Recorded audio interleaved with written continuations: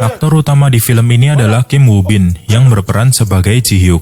Selain sebagai cracker elit, dia juga ahli dalam membuat tiruan suatu benda. Sempat dia bisa menjual patung antik berbentuk unik yang tidak lain adalah hasil replika buatannya dengan harga sekitar 500 juta won di suatu lelangan.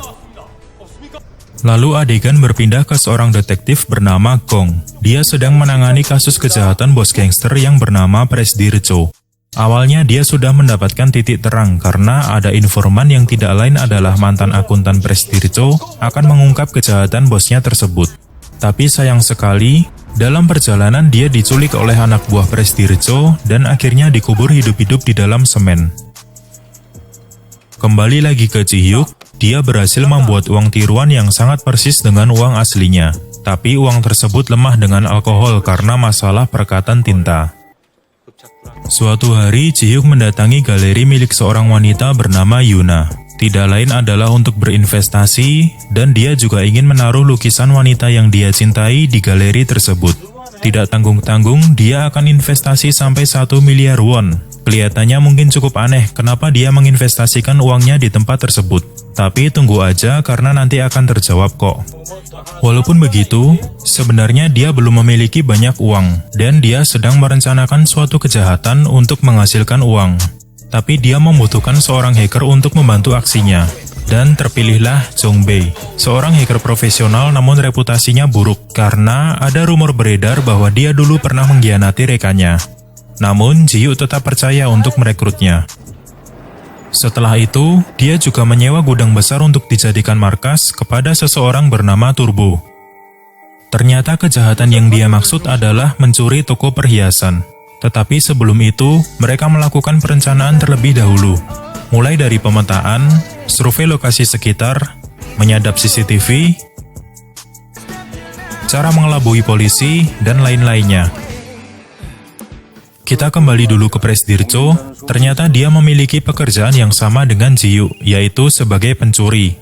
Tapi dengan skala yang lebih besar dan dia juga memiliki banyak anak buah.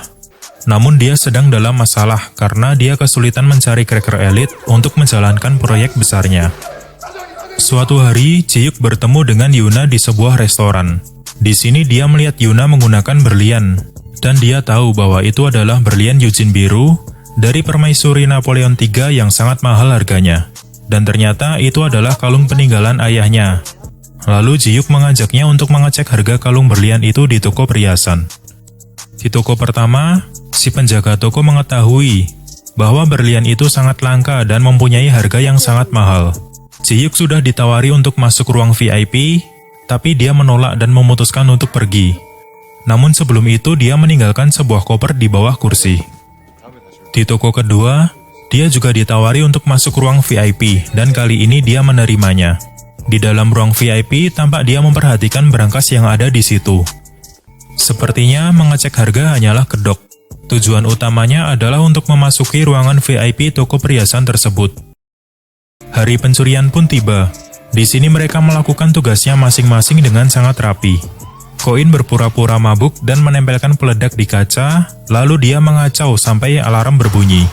Setelah itu polisi datang dan mengira itu hanyalah ulah orang yang mabuk. Tiba-tiba kaca tadi meledak dan koper yang ditinggalkan Ji Hyuk mengeluarkan asap, sehingga polisi mengiranya itu adalah suatu kebakaran. Ternyata toko pertama yang ditaruh koper tadi bukan yang akan dicuri, melainkan hanya sebagai pancingan untuk polisi, agar mereka bisa lebih leluasa mencuri di toko yang lain, yaitu toko kedua yang Ji Hyuk datangi. Dengan peralatan yang super canggih, Ji Hyuk dan Go-in bisa masuk ke ruangan VIP tadi, dan melancarkan aksinya sebagai cracker elit. Sedangkan Jong Bae mengawasi di luar. Berbekal kemampuannya yang mumpuni, bukan hal sulit untuk bisa membobol berangkas tersebut. Akhirnya, berlian dengan nilai ratusan juta bisa mereka angkut pulang.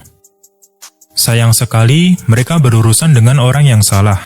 Ternyata toko perhiasan tadi masih berhubungan dengan bos gangster yaitu Presdir Cho. Tapi di sini Presdir Cho tidak marah, melainkan dia kagum dengan cracker elit yang bisa mengelabui polisi dan membobol berangkas dengan sangat cepat. Tanpa pikir panjang, Presdirjo mengutus anak buahnya untuk mencari tahu siapa cracker elit tersebut. Singkat cerita, Presdirjo sudah mengetahui markas Ji-hyuk dan langsung mendatanginya untuk mengajak kerjasama. Tapi bukan dengan cara yang baik-baik tentunya. Ji-hyuk yang datang terlambat mendapati teman-temannya sedang disandra dan dia mencoba melakukan perlawanan. Namun sia-sia karena dia ini sebenarnya nggak jago bela diri. Lalu, Presdirjo menawarkan kerjasama tersebut dan langsung ditolak oleh Ji-hyuk. Sampai akhirnya mereka dikurung di suatu ruangan. Setelah beberapa waktu, Presdirjo memanggil mereka dan kembali menawarkan kerjasama. Tapi kali ini disertai dengan ancaman bahwa kalau mereka menolak, maka akan berakhir seperti mantan akuntannya yang dikubur hidup-hidup di dalam semen. Selain itu, dia juga memberi tawaran yang menggiurkan, yaitu pencurian uang senilai 150 miliar won. Uang tersebut adalah hasil pencucian uang oleh pemerintah yang disimpan dalam suatu gudang di Bea Cukai Incheon. Namun pencurian itu tidak akan mudah tentunya, karena tempat itu dilengkapi dengan keamanan terketat di Asia. Ditambah lagi, proyek besar ini harus segera dieksekusi sebelum uang dipindahkan. Dan karena tawarannya cukup menarik, akhirnya Ji-hyuk menerimanya. Di samping itu, Presdirjo mengetahui bahwa Jong-bae ini tidak setia, karena dia mendengar rumor bahwa Jong-bae ini pernah mengkhianati rekannya, dan akhirnya mengajak Jong-bae untuk berada di sisinya dan mengkhianati teman-temannya, tentunya dengan iming-iming uang yang berlimpah. Adegan berpindah ke Ji-hyuk yang sedang duduk seorang diri dan flashback ke masa lalu, di mana dia duduk di tempat yang sama namun dengan seorang bapak tua, yang tidak lain adalah ayah dari Yuna. Di sini ayah Yuna berkata, tidak ada sukses terakhir bagi seorang pencuri. Pencuri tetaplah pencuri. Ada apa sebenarnya di antara mereka? Keesokan harinya, dia bertemu dengan Yuna dan membahas tentang investasinya di galeri yang tadi sempat kita bahas di awal film. Jadi investasinya ini akan digunakan untuk bermitra dengan Museum Belita di Abu Dhabi, yang akan memperkenalkan seniman dari setiap negara. Kembali lagi ke rencana pencurian uang senilai 150 miliar won, beberapa strategi sudah mereka susun. Koin membuat bom untuk nantinya diledakkan di area bea cukai. Tujuannya untuk memancing perhatian penjaga agar Ji-hyuk bisa membobol berangkas dengan tanpa gangguan. Jong-bae mempersiapkan alat yang dipasang ke server bea cukai agar nantinya dia bisa membaca sistem di bea cukai. Jadi dia akan membuat seolah-olah ada kesalahan sistem, dan terpaksa pihak bea cukai akan mematikan serta mereset sistem. Tapi mereka hanya punya waktu 45 menit sampai sistem di bea cukai hidup kembali. Sedangkan Ji-hyuk masih fokus berlatih membuka berangkas seri L dari Israel yang ada di gudang tersebut. Setelah itu, adegan memperlihatkan anak buah Presdirjo menyodorkan sebuah kertas kepada bosnya tersebut. Tidak lain adalah fakta mengenai data pribadi Ji-hyuk. Dan di sini Presdirjo mulai sadar bahwa Ji-hyuk mempunyai hubungan dengan ayah Yuna. Terlepas dari rencana pencurian berskala besar tadi, tampaknya ada sesuatu di balik Ji-hyuk, Presdirjo, serta ayah Yuna. Suatu hari, Ji-hyuk dan Yuna bertemu dan terlibat obrolan. Di sini, Ji-hyuk memberitahu bahwa selama ini ayah Yuna yang dipercaya meninggal akibat kecelakaan, sebenarnya meninggal karena dibunuh. Setelah obrolan tersebut, tampak Yuna sangat marah kepada Ji-hyuk karena menyembunyikan sesuatu darinya selama ini. Dan saat memasuki mobil untuk pulang, tiba-tiba dia dibekap dari belakang dan diculik. Kita akan masuk ke bagian pencurian uang senilai 150 miliar won di Bea Cukai Incheon. Dimulai dengan Presdirjo dan Jong-bae yang masuk ke lokasi dengan ID card palsu. Jong-bae mulai membajak sistem keamanan bea cukai. Sedangkan Presdirjo mulai meledakkan lokasi yang tadi sempat ditaruh bom. Seketika orang-orang panik beramburan dan para petugas keamanan berfokus pada titik peledakan bom. Sedangkan di tempat lain, Ji-hyuk, Ko-in, dan salah satu anak buah Presdirjo memulai aksinya membobol berangkas. Walaupun pada awalnya sempat gagal, namun dia bisa berhasil pada percobaan kedua. Saat berangkas dibuka, banyak banget sih ini uangnya. Akhirnya mereka memindahkan uang tersebut menggunakan mobil pickup untuk nantinya diangkut menggunakan bot di pinggir dermaga. Namun dikarenakan uangnya sangat banyak, maka tidak cukup hanya sekali angkut, jadi mereka harus bolak-balik mengambil uang. Saat memindahkan tumpukan uang yang terakhir, tiba-tiba datanglah polisi yang sedang berpatroli dengan mobil. Ji-Hyuk pun berinisiatif mengalihkan polisi dan menjadikan dirinya sebagai umpan. Tapi seperti ada maksud lain oleh Ji-Hyuk, yang juga disadari oleh Presdirjo yang curiga terhadapnya. Di sisi lain, Detektif Gong bersama polisi mendapatkan info telah terjadi peledakan bom oleh teroris di daerah Bea Cukai. Kembali lagi ke Ji-Hyuk, di sini dia menuju ke suatu ruangan dan tampak sedang mengotak-atik data. Namun gerak-gerinya itu diketahui oleh Presdirjo yang langsung menodongkan pistol kepadanya. Tampaknya di sini Presdirjo sudah tahu bahwa Ji-Hyuk akan mengkhianatinya. Lalu terjadilah percakapan di antara mereka dan flashback. Ternyata benar bahwa ayah Yuna meninggal karena dibunuh, dan pembunuhnya adalah kaki tangan Presdirjo. Sebelum itu, aku akan menjelaskan bahwa ayah Yuna ini adalah seseorang yang sangat dihormati oleh Ji-Hyuk, dan kemungkinan besar dia adalah seniornya di dunia Cracker Elite. Sedangkan kenapa Presdirjo membunuhnya?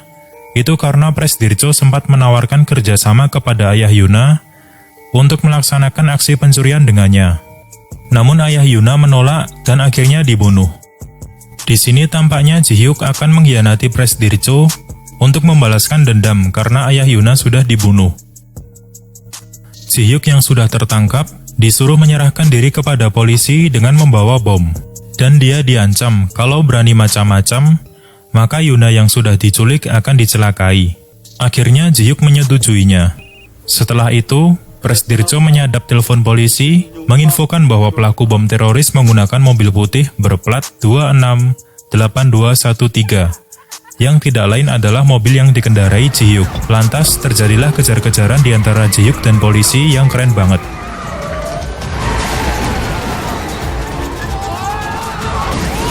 Akhirnya Ji-Hyuk berhenti di pinggiran dermaga dengan membawa koper. Polisi tidak berani menangkapnya karena tahu isi koper tersebut adalah bom. Ji-Hyuk memanfaatkan kesempatan ini untuk kabur dengan melompat ke air. Tapi sebelum mendarat ke air, dia sudah tertembak. Dan bom diledakkan oleh Presdirjo.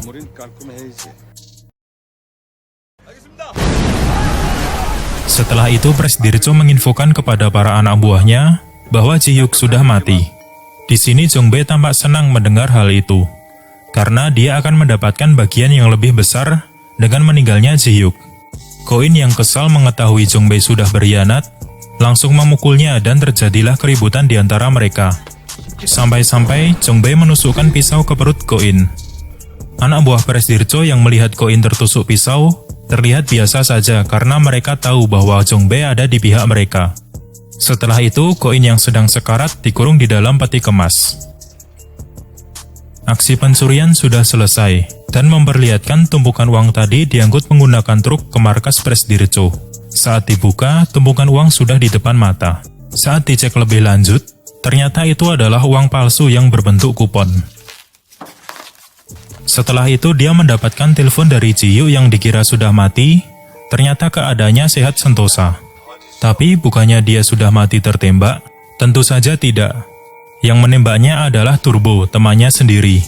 Dan itu bukan senapan asli, melainkan hanya pemicu untuk alat yang sudah digunakan oleh Ji-Hyuk. Jadi saat ditembakkan, alat tersebut akan bereaksi seolah-olah Ji-Hyuk sedang tertembak. Dan darahnya pun juga darah palsu. Tak lama kemudian, polisi berdatangan. Di sini Detektif Gong sudah mendapatkan surat kuasa untuk menahan Presdirjo. Dan tentu saja, Ji-Hyuk dibalik semua ini. Ternyata selama ini dia telah merekam suara Presdirjo, termasuk ucapannya tentang akuntan yang tadinya akan menjadi informan, dibunuh dengan dikubur di dalam semen.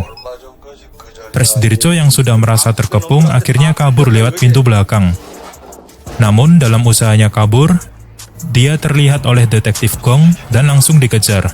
Setelah itu adegan memperlihatkan Yuna dengan posisi tangan terikat, ditatangi oleh seseorang. Ternyata itu adalah Jong-bae. Dia datang untuk menyelamatkannya. Lah, berarti dia nggak berkhianat selama ini. Jadi sejak awal, dia memang tidak berkhianat. Dia hanya berpura-pura menjadi pengkhianat atas arahan dari Ji-Hyuk. Lalu kenapa dia menusuk Ko-in? Ternyata ini juga settingan. Sebenarnya dia menusukkannya dengan pisau mainan, dan darahnya pun juga darah palsu. Lalu diperlihatkan, Ko-in dan Jong-baek kembali ke markas Presdirjo. Mereka berpura-pura sebagai polisi dan membawa tumpukan uang yang ada di dalam truk tadi. Loh, bukannya itu uang palsu? Lalu mau diapakan? Nanti akan aku jelaskan kok. Di tempat lain, Presdirjo yang sedang kabur tiba-tiba ditabrak oleh Ji-Hyuk sampai mobilnya terhempas. Di sini tampak dia sudah sempoyongan dan memberikan kalung milik Yuna. Walaupun dia mencoba melawan, tetapi percuma, karena Ji-Hyuk tidak semudah itu untuk dikelabui. Akhirnya, Turbo datang menjemput Ji-Hyuk, lalu mereka pergi. Sedangkan polisi juga datang menjemput Presdirjo untuk dipenjara. Jadi, uang yang terlihat palsu tadi sebenarnya asli. Ingat kan di awal film tadi, Ji-Hyuk sedang mencetak uang palsu dengan tinta. Dan tinta ini juga yang disemprotkan ke uang curian tersebut. Alurnya seperti ini. Tadi sempat diceritakan, saat akan memindahkan tumpukan uang terakhir, tiba-tiba muncul polisi berpatroli dengan mobil. Sebenarnya itu adalah Turbo dan teman-temannya. Di saat anak buah Presdirjo sedang bersembunyi di dalam kapal boot, mereka melakukan manipulasi terhadap uang dengan menyemprotkan tinta. Jadi tampilan uang tadi akan berubah menjadi uang palsu seperti kupon. Namun perubahannya membutuhkan waktu. Sehingga, saat anak buah Presdirjo memindahkannya, tidak curiga karena masih dalam wujud aslinya. Sementara saat sudah masuk truk, tintanya mulai kelihatan. Itulah mengapa saat dicek oleh Presdirjo, sudah dalam wujud kupon. Tetapi seperti yang kujelaskan di awal film, tinta ini tidak permanen karena lemah terhadap alkohol. Dan setelah itu, adegan memperlihatkan uang tadi dicuci, sampai tintanya luntur, dan memperlihatkan wujud aslinya. Beralih ke Yuna, dia tiba-tiba menemukan tas di depan pintunya. Di tas itu berisi foto dirinya dengan ayahnya, dan tumpukan uang. Tampak juga tulisan, "Ini investasi sesuai janji. Maaf terlambat." Yang tidak lain adalah dari Ji-Hyuk. Setelah itu adegan berpindah ke Museum Belita di Abu Dhabi. Museum inilah yang tadi sempat Yuna sebut akan menjadi mitranya. Tetapi di sana dia merasakan sesuatu hal yang aneh. Karena melihat kalung miliknya dipajang dan terdapat tulisan bahwa itu adalah barang spesial dari Korea Selatan. Lalu dia melangkah lagi dan menemukan lukisan dirinya terpampang di museum itu. Ingatkan rencana Ji-Hyuk untuk berinvestasi dan memasang lukisan wanita yang dia cintai di galeri milik Yuna? Ternyata wanita yang dimaksud adalah Yuna.